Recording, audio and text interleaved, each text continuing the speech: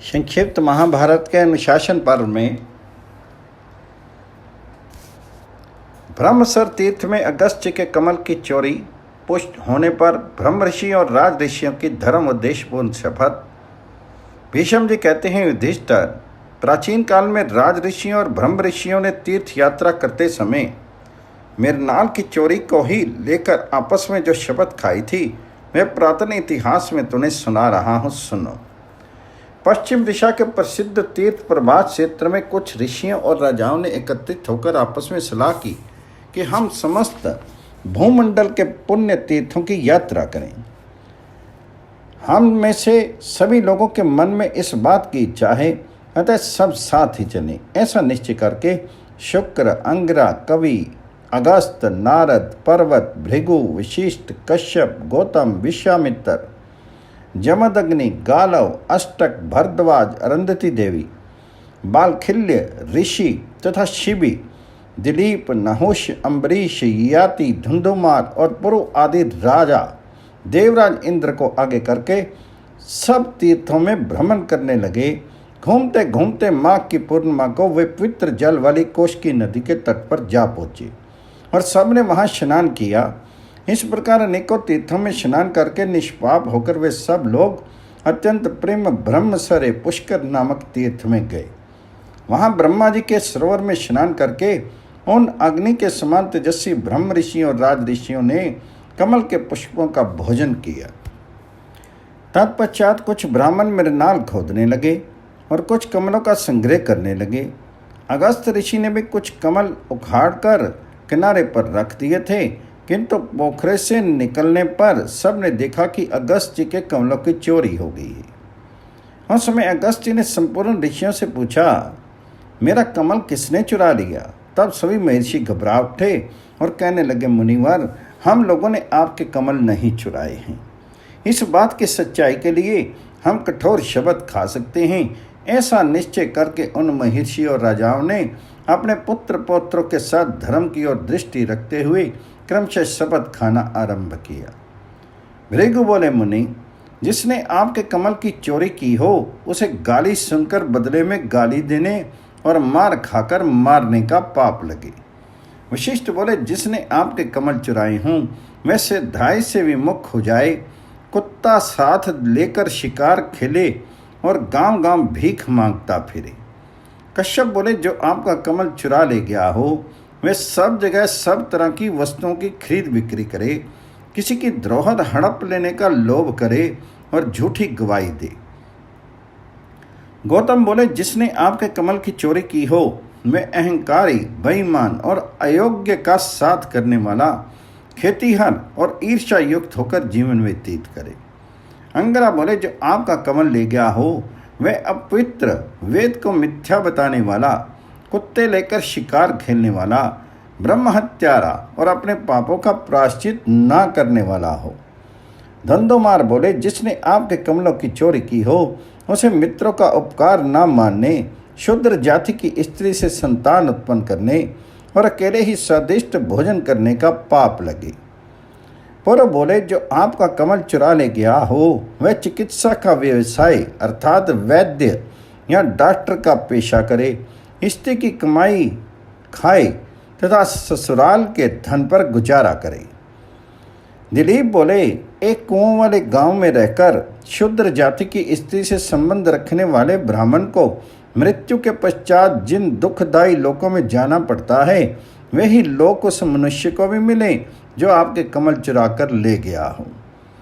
शुक्र बोले, जिसने आपके कमलों की चोरी की हो उसे दिन में स्त्री संग और राजा की चाकरी करने का पाप लगे।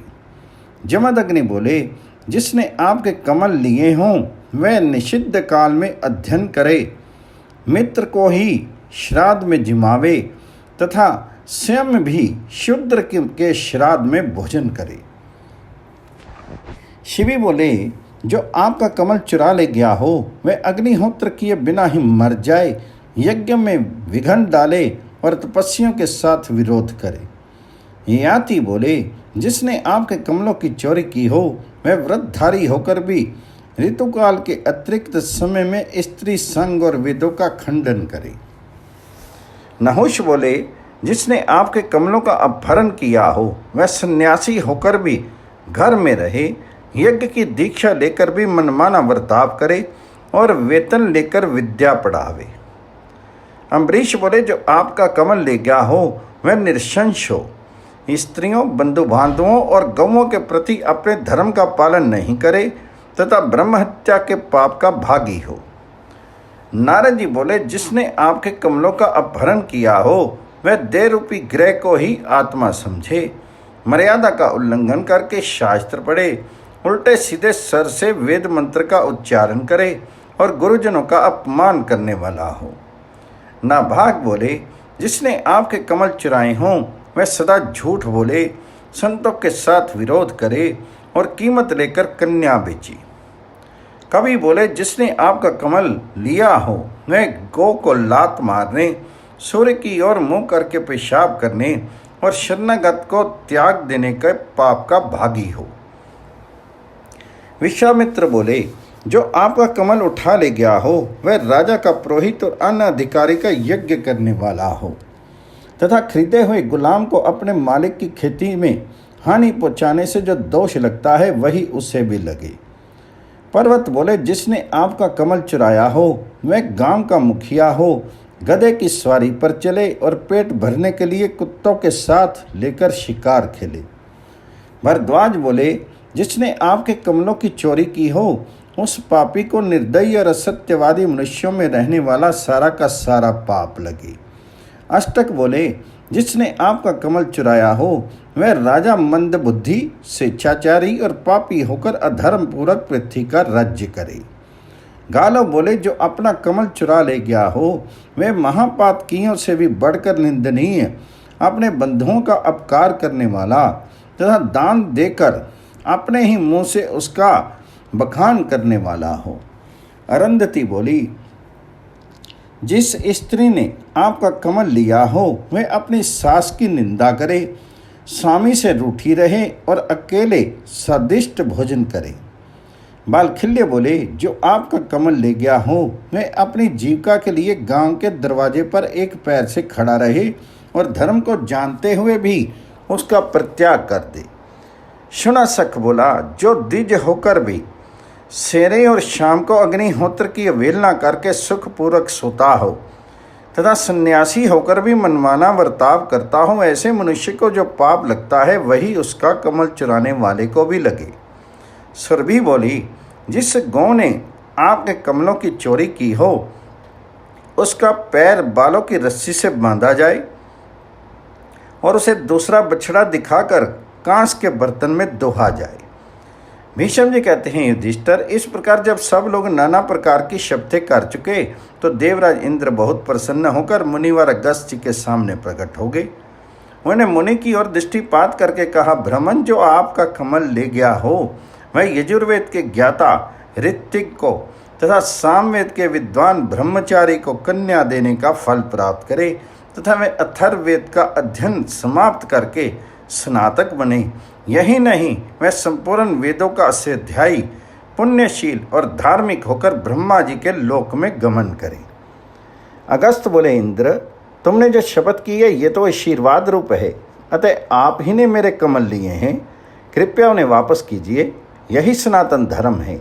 तो इंद्र ने कहा, भगवान, मैंने लोभ के कारण नहीं, धर्म सुनने की इच्छा से ही ये कमल उठा लिए थे, अतः आपको मुझ पर क्रोध नहीं करना चाहिए।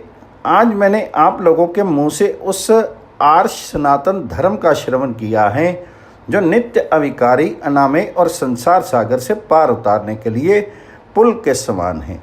इससे धार्मिक श्रुतियों का उत्कर्ष सिद्ध होता है। अच्छा, अब आप ये कमल लीजिए और मेरा अपराध क्षमा कीजिए। इंद्र के ऐसा कहने पर अगस्त्य मुनि ने प्रसन्नतापूर्वक वह कमल ले लिया। तदनंतर उन सब लोगों ने वन के मार्गों से होते हुए पुनः तीर्थ यात्रा आरंभ की और पुण्य तीर्थों में जाकर गोते लगाए। जो प्रत्येक पर्व के अवसर पर इस पितराख्यान का पाठ करता है उसके ऊपर कोई आपत्ति नहीं आती तथा वह चिंता और पाप से रहित होकर कल्याण का भागी होता है। जो ऋषियों द्वारा सुरक्षित इस शास्त्र का अध्ययन करता है वह अविनाशी ब्रह्म धाम को प्राप्त होता है।